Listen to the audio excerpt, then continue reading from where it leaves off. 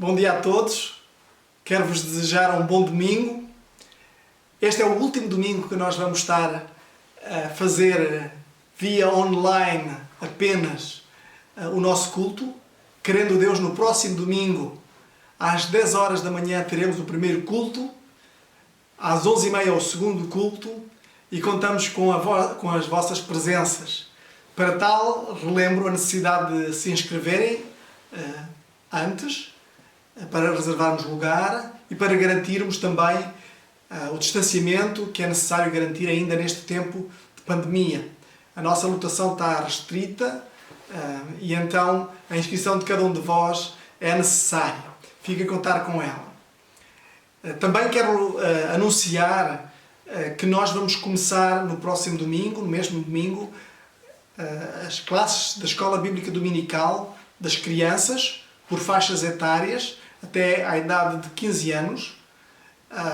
Cada sala vai estar preparada para receber as crianças de forma segura, com distanciamento, e agradecemos então que também se possam inscrever para esta atividade das crianças.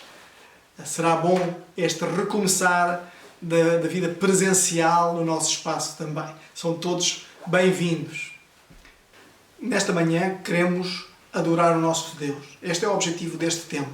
Temos um tempo de adoração, um momento em que nós elevamos os nossos pensamentos ao Senhor, um momento em que nós o evocamos, um momento em que nós declaramos a nossa fé nele, um momento em que nos regozijamos por saber que noutros lugares estão também outros fazendo o mesmo adorando este nosso Deus.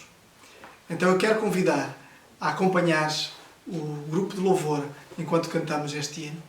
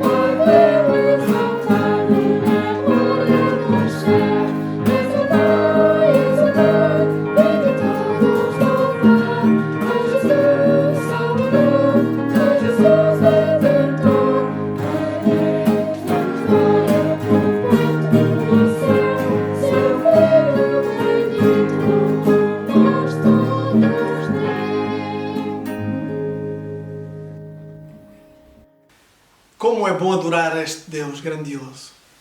A mensagem do Senhor Jesus é maravilhosa. Ele nos mostrou como é bom vivermos intimamente com Ele. Ele nos mostrou o amor de Deus por nós. Ele mostrou quanto Ele nos ama, nos ama tanto ao ponto de Ele próprio dar a sua vida por nós, para acabar com aquilo que nos separava de podermos estar na sua presença, o nosso pecado. Então Jesus morreu por nós. Jesus também enviou o seu Santo Espírito para que habitasse em nós. E assim nós pudéssemos ter a qualquer momento plena comunhão com Ele. São notícias maravilhosas, fantásticas, à mão de qualquer um de nós. Qualquer um que o buscar vai encontrar o Senhor e Ele fará habitação na sua vida, no seu coração. E é este Deus maravilhoso que nós queremos que reine em nós, que seja quem nos guia, quem nos direciona, que o nosso agir, o nosso pensar, o nosso falar seja reflexo de toda a beleza deste Deus magnífico. Então, neste sentido, nós queremos cantá-lo e queremos te convidar também a cantares connosco.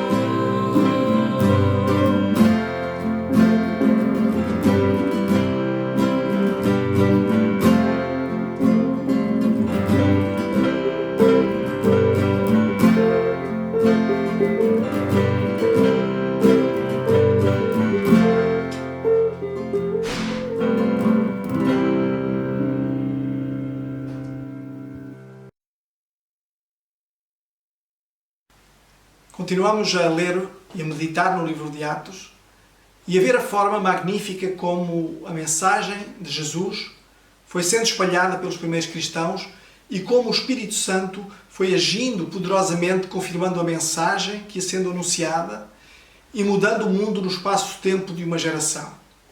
Nós ainda fazemos parte dessa missão. A missão não foi originada por nós. É uma missão que não depende de nós, mas para a qual Deus se agradou nos envolver.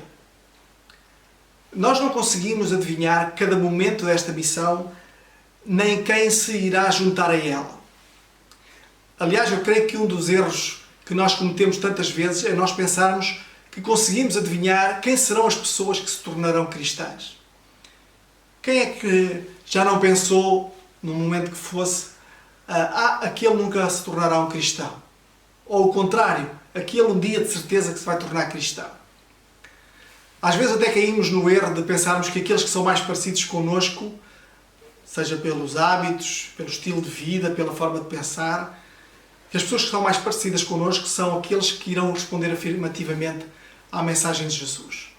Ora, isto é um pensamento sem qualquer fundamento. A semelhança não é de todo um fator de garantia para nada. A mensagem de Cristo alcança todo tipo de pessoas, de todos os ambientes, de todas as culturas. E a forma como Deus age é surpreendente para nós. No seu amor, Ele olha para nós por igual. Olha-nos a todos por igual, sem fazer qualquer acessão de pessoas. Também nisto Ele é muito melhor de qualquer um de nós. Ele age como quer, quando quer, e Ele nos conduz, nos guia. Ele ultrapassa os limites da nossa imaginação. E o texto que hoje vamos abordar, vamos ler, fala disso mesmo. Vamos escutar. A leitura de hoje encontra-se no livro de Atos, capítulo 16, versos 6 até 40. Atravessaram a região frígio-gálata, mas foram impedidos pelo Espírito Santo de anunciar a palavra na Ásia. Quando chegaram perto de Mísia, tentaram ir para Bitínia, mas o Espírito de Jesus não o permitiu. Então, passando por Mísia, desceram para Troade. De noite, Paulo teve uma visão. Nela, em pé, um homem da Macedónia suplicava-lhe: "Vem para a Macedónia e ajuda-nos."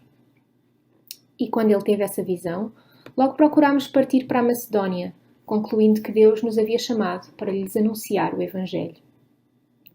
Navegando de Troade, fomos em linha reta para a Samotrácia e no dia seguinte para Neápolis. De lá, fomos para Filipos, colónia romana e a cidade mais importante desse distrito da Macedónia. Ali ficámos há alguns dias. No sábado, saímos da cidade para a beira do rio, onde julgávamos haver um lugar de oração. E sentados, falámos às mulheres ali reunidas. Uma das mulheres que nos ouviam, chamada Lídia, vendedora de tecidos de púrpura da cidade de Tiatira, era temente a Deus. O Senhor abriu-lhe o coração para acolher as coisas que Paulo dizia. Depois de batizada com as pessoas de sua casa, ela nos suplicou: "Se me considerais crente no Senhor, entrai e permanecei em minha casa." E compeliu-nos a isso. E aconteceu que, quando íamos ao lugar de oração, veio ao nosso encontro uma jovem que tinha um espírito adivinhador e que, adivinhando, dava grande lucro aos seus senhores. Seguindo Paulo e a nós, ela gritava: "Estes homens são servos do Deus Altíssimo. Eles anunciam-vos o caminho da salvação." Ela fez isto muitos dias, mas Paulo, já aborrecido com isso, voltou-se e disse ao espírito: "Eu te ordeno, em nome de Jesus Cristo, que saias dela." E na mesma hora ele saiu. Quando viram que a esperança do seu lucro havia desaparecido, os seus senhores prenderam Paulo e Silas e arrastaram-nos pela praça perante as autoridades. E apresentando-os aos magistrados, disseram: "Estes homens, que são judeus, estão a perturbar a nossa cidade. Eles divulgam costumes que a nós, romanos, não é permitido acatar nem praticar." A multidão investiu contra eles, e os magistrados, rasgando-lhes as roupas, mandaram espancá-los com varas. Depois de espancá-los muito, colocaram-nos na prisão, ordenando ao carcereiro que os guardasse com segurança. Tendo recebido essa ordem, ele colocou-os na prisão interna e prendeu-lhes os pés ao tronco. Por volta da meia-noite, Paulo e Silas oravam e cantavam hinos a Deus, enquanto os presos os escutavam. De repente, houve um terremoto tão intenso que os alicerces do cárcere foram abalados, e logo todas as portas se abriram e as correntes de todos se soltaram. O carcereiro acordou e, vendo as portas abertas da prisão, sacou a espada para suicidar-se, supondo que os presos haviam fugido. Mas Paulo gritou-lhe: Não te faças mal nenhum, porque estamos todos aqui. Ele pediu luz, correu para dentro e, trêmulo, prostrou-se diante de Paulo e Silas. Levando-os para fora, disse: Senhores, que preciso fazer para ser salvo? Eles responderam: Crê no Senhor Jesus, e tu e a tua casa sereis salvos. Então pregaram a palavra de Deus a ele e a todos os que eram da sua casa. E levando-os consigo, naquela mesma hora da noite, lavou-lhes os ferimentos e logo foi batizado, ele e todos os seus. Então os fez subir para a sua casa, pôs a mesa para eles e alegrou-se muito com toda a sua casa por haver crido em Deus. Quando amanheceu, os magistrados mandaram soldados com a seguinte ordem: Soltai aqueles homens. E o carcereiro transmitiu a Paulo essas palavras. Os magistrados mandaram que fosseis soltos. Agora, pois, saí e ide em paz. Mas Paulo respondeu-lhes: Sendo nós cidadãos romanos, espancaram-nos publicamente, sem termos sido condenados, e colocaram-nos na prisão. Agora, às escondidas, mandam-nos sair? De modo nenhum. Que venham eles mesmos e nos soltem. E os soldados foram dizer isto aos magistrados, os quais ficaram com medo quando souberam que eles eram romanos. Então vieram, pediram-lhes desculpas e, levando-os para fora, suplicaram que se retirassem da cidade. Eles saíram da prisão e foram para a casa de Lídia. Ao verem os irmãos, encorajaram-nos e depois partiram. Obrigado, Débora, pela tua leitura. Vamos orar. Querido Deus e Pai, nós te agradecemos pela tua palavra, te agradecemos por este dia. Queremos neste dia direcionar os nossos pensamentos a ti, meditar em ti, Senhor, conhecer-te mais, escutar-te mais, aprender a amar-te mais, sermos encorajados a vivermos a nossa fé em ti. E agora, ao meditarmos na tua palavra, Senhor, é bom vermos como tu continuas a agir, como agiste no passado, continuas em missão, Senhor, e hoje tu continuas a salvar. A tua mensagem continua a ser anunciada. Que hoje possa ser mais um dia em que a tua mensagem é anunciada. Oramos a ti, Senhor, e pedimos a tua orientação neste tempo. Oramos em nome de Jesus. Amém. Nos primeiros versículos que nós lemos, nós vimos como Paulo e Silas tinham planos. Vemos também que Deus interveio e virou esses planos de pernas para o ar. Eles planeavam ir para uma província romana chamada Ásia, na zona da atual Turquia. Mas Deus os envia para outra província romana, província da Macedónia, na atual Grécia. E ali Paulo vê pessoas tão diferentes umas das outras a chegarem à mesma fé em Jesus. As histórias que são aqui contadas, que nós lemos, desenrolam-se na cidade de Filipos. Era uma antiga colónia romana. Filipos era considerada a porta de entrada da Europa, para quem vinha da Ásia. Era uma cidade que havia sido conquistada pelos romanos mais ou menos 150 anos antes destes acontecimentos que nós lemos. Havia-se tornado, na altura da conquista, uma importante colónia romana. Respirava-se a cultura romana intensamente. E para termos até uma ideia mais nítida desta intensidade, os habitantes desta cidade tinham cidadania romana. A liderança política da cidade era a descendência dos soldados conquistadores da cidade, e a religião romana, o panteão romano era ali adorado, estava bem enraizado. E pelo que é dado a perceber no texto, seriam muito poucos os judeus naquela cidade. Nem sequer havia uma sinagoga. E nós percebemos isso porque sempre que Paulo chegava a uma cidade, o local onde ele ia primeiro anunciar o Evangelho era as sinagogas. E em Filipos ele não encontrou uma sinagoga para anunciar. É por isso que ele depois vai à beira do rio, onde acabaria por encontrar Lídia. Bem, este Filipos não era mesmo o ambiente que nós imaginaríamos como fértil para o Evangelho. Podíamos até dizer que seria o último lugar onde pensaríamos que o Evangelho, que a mensagem de Jesus, frutificasse. Mas o que nós constatamos ao ler este capítulo é que o plano de Deus era agir de forma transformadora, inesperada para nós, nas pessoas daquela cidade. Onde era impensável para nós, Deus planta uma igreja viva e, como veremos, com todo o tipo de pessoas. Agora, antes, eu quero que pensemos como Deus guia Paulo até este plano divino e como Paulo se deixa guiar. E o meu objetivo é vermos como Deus nos guia a nós também na sua missão. Então pensemos em duas opções. Será que todas as nossas ações estão pré-definidas como um percurso inflexível, pré-programado? Ou será que nós somos chamados a ter a iniciativa e a tomarmos decisões sábias, ao mesmo tempo que nós estamos abertos à intervenção inesperada, surpreendente de Deus? Nós vamos encontrar a resposta a esta pergunta no texto. Então, Paulo e Silas planeavam ir até à província. Vemos aqui no mapa que eu estou a expor. Então, este mapa mostra as províncias romanas da época. A viagem de Paulo desenvolve-se dentro daquele quadradinho amarelo que podem ver na fotografia. Agora, um mapa um pouco mais ampliado da mesma região, para podermos identificar algumas regiões. Esta região atualmente é onde são os países da Turquia, do lado direito, a verde, e da Grécia, do lado esquerdo, a azul.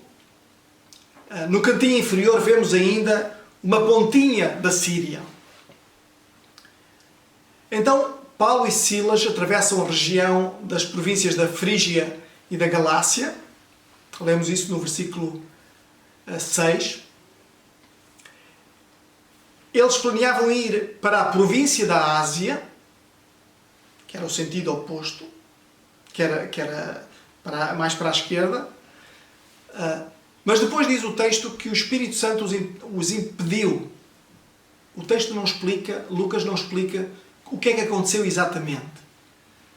Então eles posteriormente tentam ir para a Bitínia, agora sim para o lado oposto, mas voltam novamente a ser impedidos e então acabam por ir para Troade, na costa. E é aqui em Troade que Paulo tem a visão. Tem uma visão. A visão que é relatada no versículo 9, a visão de um homem da Macedónia a dizer: vem para cá e ajuda-nos. É interessante vermos como Deus foi guiando Paulo. Paulo tinha clara na sua mente a sua missão, e a sua missão para Paulo era levar a mensagem de Jesus aos não-judeus. Paulo tinha clara na sua mente esta missão. Por causa disso ele fez planos, definiu etapas, estratégias, e foi pondo-as em prática à medida que foi avaliando onde é que as portas se iam abrindo, onde é que se iam fechando, para então tomar decisões sábias de acordo com os inputs que ia recebendo.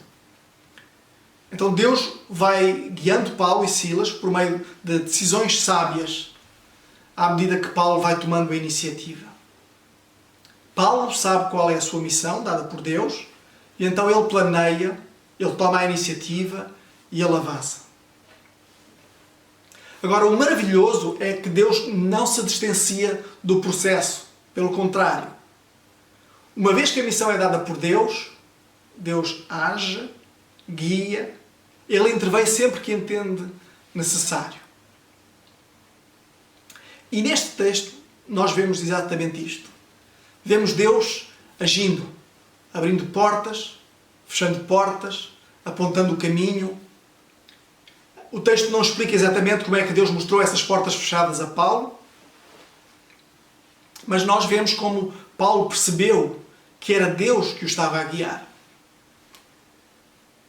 Deus guia-nos também a nós, fechando portas na nossa vida. Fechando umas portas, abrindo outras. Deus hoje continua a fazer da mesma forma. Deus continua a agir, a guiar-nos nas nossas vidas. Felizmente não são só portas fechadas. Deus também abre portas. E aqui no versículo 9, vemos Deus agir de forma surpreendente a abrir portas a Paulo. O versículo 9 então relata esta visão que Paulo teve, do homem da Macedónia a pedir ajuda, e Paulo imediatamente percebe que é Deus que o está a guiar. Queridos irmãos, Deus age.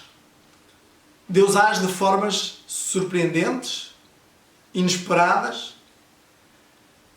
E a pergunta é, será que nós temos estado atentos à forma como Deus está a querer nos guiar? Estamos nós sensíveis para percebermos Deus? O caminho para esta sensibilidade é a intimidade com Deus. É escutarmos Jesus, termos intimidade com Ele. E eu creio que a nossa intimidade com Deus acontece, cresce, quando nós estamos dispostos a receber o que Ele tem para nos dar. Jesus disse, se alguém tem sede, venha a mim e beba. Quem crer em mim, do seu rio, do seu interior, fluirão rios de água viva.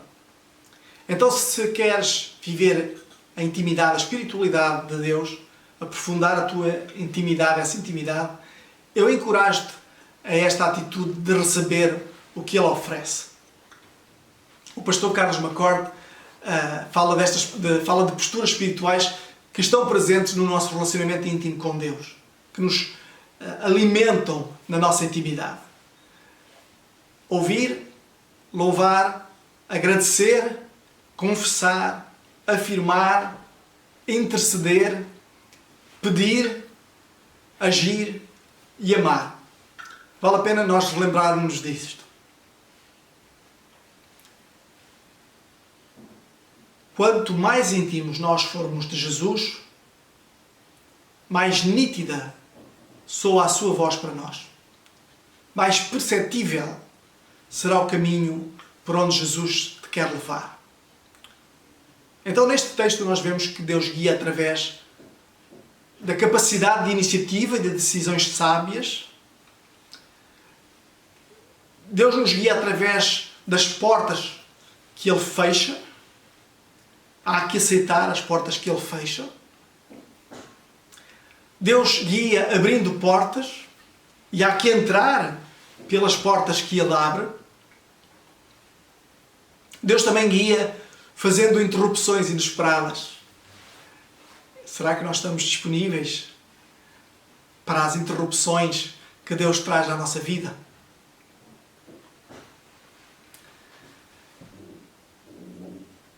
Tens investido na tua intimidade com Deus, numa intimidade que te permita ver o agir de Deus na tua vida?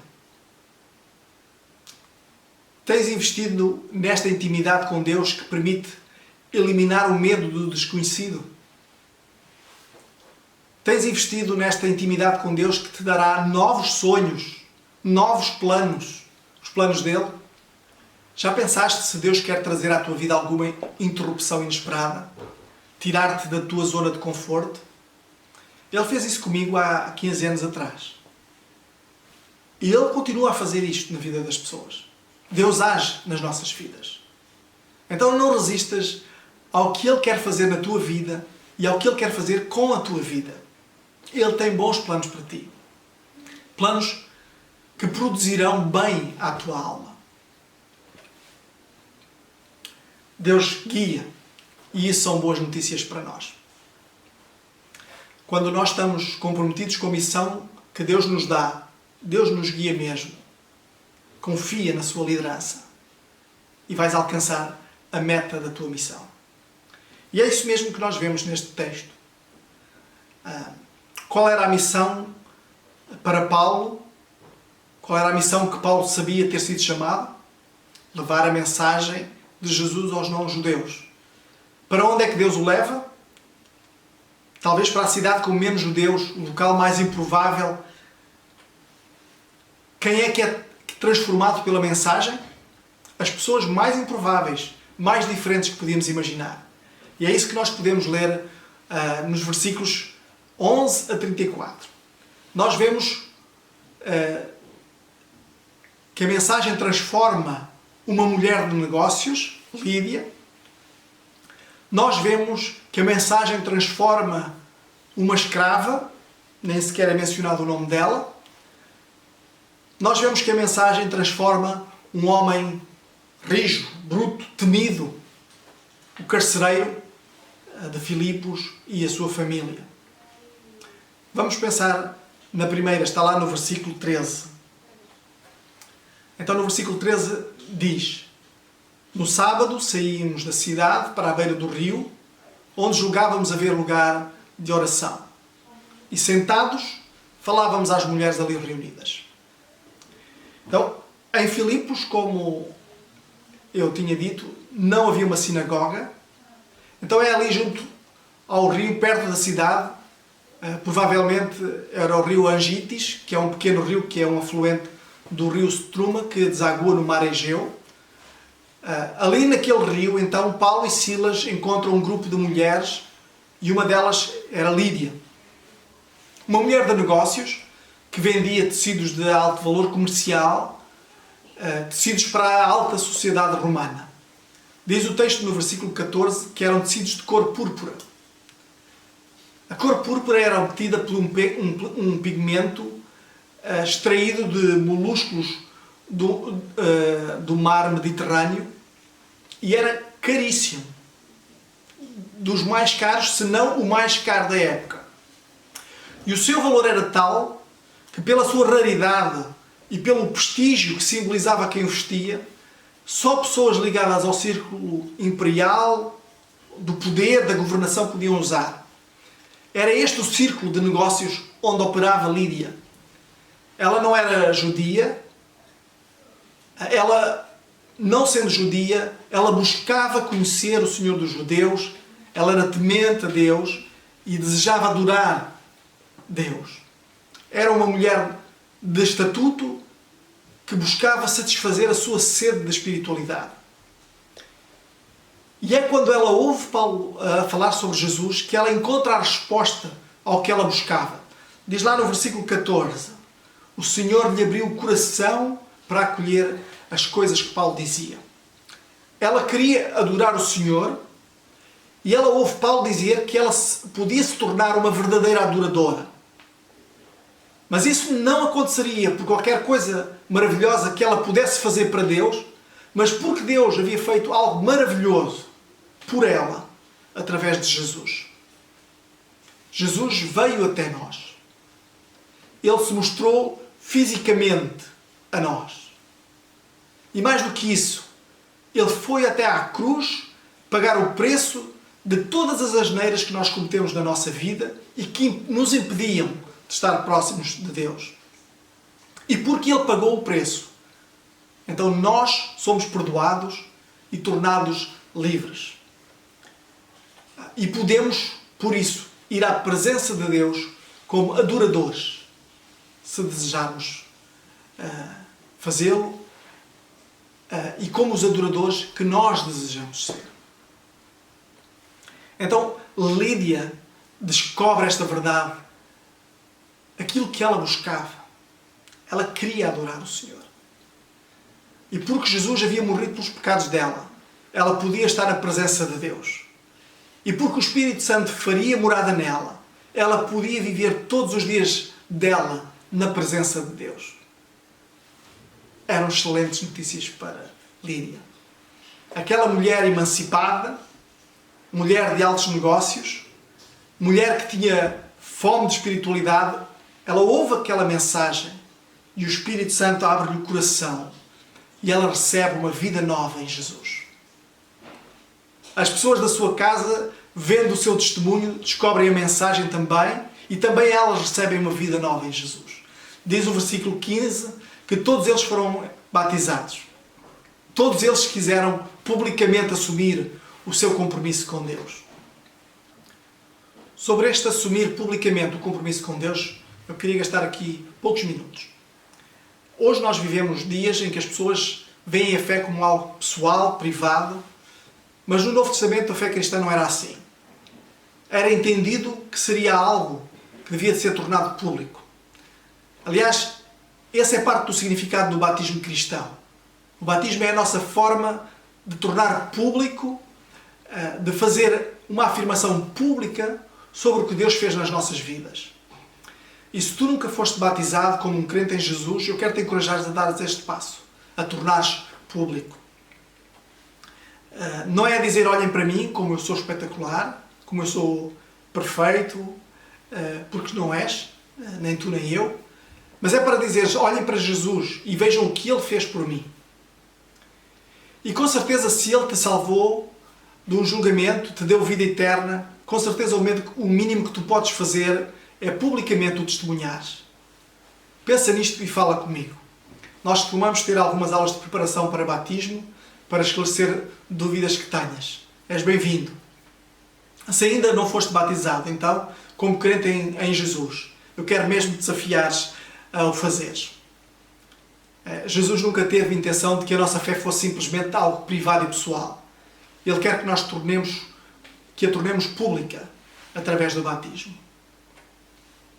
Agora voltemos ao nosso texto e vejamos a segunda história que é aqui relatada.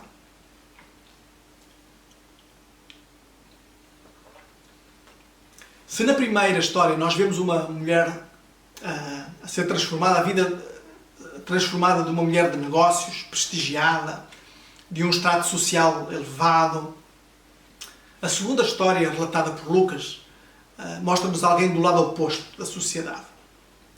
Não nos é dito o nome dela, apenas diz que é uma escrava.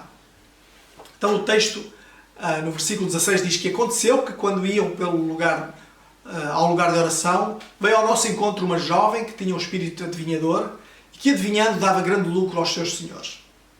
Então, esta jovem vivia uma vida miserável. Por um lado, ela era controlada pelos senhores que a exploravam e, por outro lado, era dominada por um poder sobrenatural maléfico. Mas há algo que a agita quando ela ouve Paulo falar. Então ela os seguia e gritava, diz lá no versículo 17, estes homens são servos do Deus Altíssimo, gritava ela. Eles vos anunciam o caminho da salvação. E ela seguia-os dizendo isto. Bem, isto até nos parece uma coisa boa, não é? Ela anunciar uma verdade em que nós cremos. Mas nós até vemos Paulo e Silas incomodados com isto. Parece estranho, não é? É que nós estamos habituados a ler a Bíblia e por isso nós percebemos o que é que ela está a dizer. Agora, numa sociedade pagã do primeiro século, fortemente marcada pela cultura, pela religiosidade romana, pagã, isto era um bocado complicado de entender. Na realidade, para eles, o Deus dos deuses era o Deus maior, era Zeus. Para eles, a salvação não tinha nada a ver com pecados perdoados ou com vida eterna em Jesus. Para eles, a salvação era escaparem ao poder do destino e escaparem das limitações do mundo físico. Não tem nada a ver com a salvação que era anunciada por Jesus e pelos apóstolos. Então, o que esta jovem estava a fazer acabava por confundir ainda mais os romanos e trazia ruído à comunicação de Paulo e Silas. Então, Paulo intervém. Lá no versículo 18, diz que Paulo, já aborrecido com isso, voltou-se e disse ao Espírito, eu te ordeno, em nome de Jesus Cristo, que saias dela. E na mesma hora, ele saiu. Então, esta jovem que tinha uma vida tão miserável, tão controlada pelos outros, encontra a liberdade pelo poder de Jesus na sua vida. E isto é fantástico. Esta é uma história que não está tão isolada no tempo lá longe, no primeiro século. Ainda hoje nós vivemos numa sociedade que tem muita coisa parecida com a Roma do primeiro século. Ainda hoje há uma quantidade enorme de superstição e se alguém tiver dúvidas, basta ir às grandes livrarias, à secção dita da espiritualidade e veja o tipo de livros que lá encontram. Ainda hoje, também no século XXI, há escravatura e, para vergonha de todos os governantes mundiais, nomeadamente dos ocidentais, incluindo Portugal, há tráfico de seres humanos às claras, sejam através de redes de prostituição, sejam através de redes de supostos trabalhadores sazonais, sem qualquer proteção, expostos a uma exploração desavergonhada de quem quer fazer dinheiro com a vida dos aflitos. Ainda hoje há pessoas a sofrerem e a serem expostas, exploradas, como a jovem aqui mencionada. Mas a mensagem de Jesus é para ela também. E é também para essas pessoas. A mensagem de Jesus: vinde a mim todos os que estáis cansados e oprimidos, e eu vos aliviarei. A mensagem não é só para pessoas do tipo Lídia, de sucesso, mas é para todos, incluindo os mais aflitos, os mais explorados. O Deus que transformou Lídia, o Deus que transformou esta escrava, é o mesmo hoje que continua a dar liberdade e transformar vidas, como Ele também me deu a mim. O relato de Lucas continua depois mostrando a reação daqueles que não gostaram desta liberdade conquistada por esta jovem. A reação daqueles que perderam os benefícios da exploração dela. Diz Lucas lá no versículo 19 que quando viram que a esperança do seu lucro havia desaparecido, os seus senhores prenderam Paulo e Silas, os arrastaram até à praça e os puseram diante das autoridades. A multidão depois investiu contra eles e os magistrados rasgaram-lhes as roupas e mandaram espancá-los com varas. E depois de serem muito espancados, colocaram-nos na prisão e ordenaram ao carcereiro que os guardasse em segurança. Então, depois de espancados, são entregues à guarda da terceira pessoa, da terceira história. A pessoa da terceira história que eu quero mencionar hoje. O carcereiro. Nós vemos que o Deus que ama Lídia, a empresária da alta sociedade, o Deus que ama a jovem escrava explorada, é o Deus que ama também este carcereiro, um homem rijo, bruto, temido. É o mesmo Deus que ama este homem e a sua família. E nós lemos isso do versículo 19 ao versículo 34. E a forma como Deus chega a este homem é no mínimo surpreendente. Este homem recebe os prisioneiros, maltratados, espancados, amarra-os ao tronco e vai para casa dormir. Está seguro, por estarem acorrentados ao tronco, que a segurança está garantida, que eles não têm hipótese de fugir. E diz o texto que à meia-noite, apesar das feridas, apesar de amarrados, Paulo e Silas estavam a orar e estavam a cantar, a louvar ao Senhor, e faziam-no também para que os outros prisioneiros ouvissem a mensagem de Jesus. Ainda hoje, no século XXI, nós podemos ouvir testemunhos de cristãos, pastores missionários ou outros, a serem perseguidos pela mensagem de Jesus, a serem torturados, a serem presos e alguns até serem mortos. Nós estamos no século XXI, mas a missão é a mesma, a alegria é a mesma, o poder é o mesmo, e o mesmo Jesus continua vivo. Então lá estão Paulo e Silas e de repente acontece o terremoto. As correntes soltam-se, as portas abrem-se, o carcereiro vem, chega à prisão e ao ver aquele caos pensa que todos fugiram. Ele tem noção do castigo que cairia sobre ele por os presos fugirem, e o castigo seria sofrer a pena que estava destinada ao preso, Então ele vê, e o que ele vê o torna desesperado. Ele sabe que não tem escapatória, que não tem salvação, e desesperado ele procura pôr termo à sua vida. Mas antes de o conseguir fazer, ele é salvo. O versículo 28 diz que Paulo gritou: não faças mal algum, porque estamos todos aqui. O carcereiro pede luz, corre para dentro da prisão e, a tremer, prostra-se perante Paulo e Silas. Leva-os para fora e pergunta-lhes: senhores, o que é preciso fazer para ser salvo? Este homem estava em pânico, assustadíssimo. Eu não sei se a pergunta deste homem foi reflexo do que ele possa ter ouvido de Paulo e Silas antes de ir dormir, ou se era apenas uma pergunta de alguém que queria escapar ao castigo romano que aconteceria se fugisse algum prisioneiro. O que vemos é que, perante esta pergunta, Paulo e Silas não desaproveitam a oportunidade de serem claros na mensagem de Jesus. E eles respondem: crê no Senhor Jesus, tu e a tua casa sereis salvos. Versículo 31. Depois o texto continua a relatar a conversão deste homem rijo, temido. Ele creu, a sua família creu e eles foram batizados. E diz o texto que o carcereiro os fez subir à sua casa, pôs a mesa para eles, alegrou-se muito com toda a sua casa por terem crido em Deus. 3 histórias, 3 vidas transformadas pela mesma mensagem, 3 vidas que descobrem a graça de Deus, 3 vidas que dão testemunho que Deus ama todos eles. A mensagem de Jesus é relevante para todos eles. O seu poder é grande o suficiente para alcançar e transformar todos eles.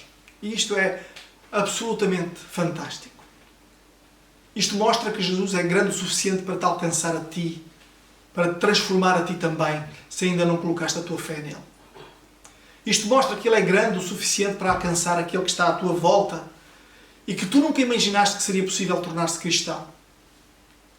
Isso encoraja-nos para nos chegarmos à frente ousadamente, para sairmos da nossa zona de conforto e deixarmos ser guiados por este Jesus que nos salvou, por este Jesus que guia, que protege e que nos envolve na sua missão.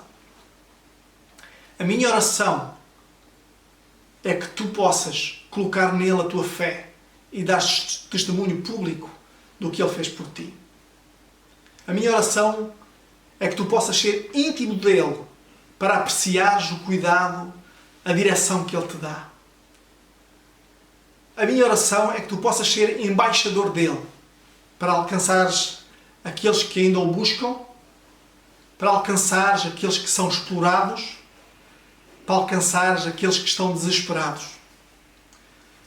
Porque Jesus continua a ser o mesmo e continua na mesma missão. Que Deus te abençoe. Vamos orar. Querido Deus e Pai, que alegria nós podemos sentir por sabermos que Tu continuas o mesmo hoje. Que Tu continuas a amar todos. E Tu continuas a ter poder para salvar todos. Obrigado porque Tu um dia também nos salvaste a nós, Senhor. E nós sabemos que não foi pelos nossos méritos, mas foi pela Tua iniciativa, pelo Teu grande amor. Tu decidiste perdoar-nos e nós aceitamos esse perdão. Senhor, nós oramos para todos aqueles que estiverem a ouvir esta mensagem possam também colocar as suas vidas em Ti, a sua confiança em Ti, depositarem a sua fé em Ti, porque só Tu tens poder para transformar. Só Tu amas incondicionalmente a eles.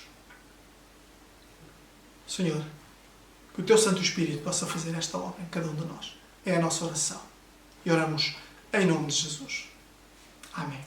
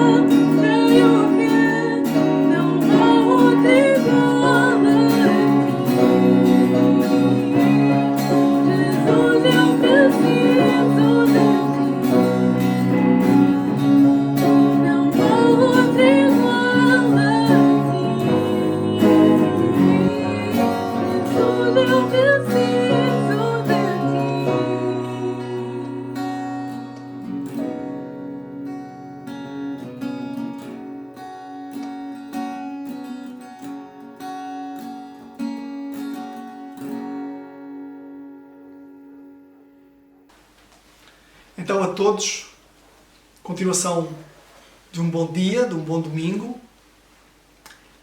E como anunciei no início do culto, que no próximo domingo, dia 21, nós nos possamos encontrar lá nas nossas instalações. Para isso, não se esqueça de inscrever-se com antecedência. Às 10 horas teremos o nosso culto. Às 10h30 começará a Escola Bíblica Dominical para as faixas etárias, desde as criancinhas até aos adolescentes com 15 anos. Que Deus abençoe.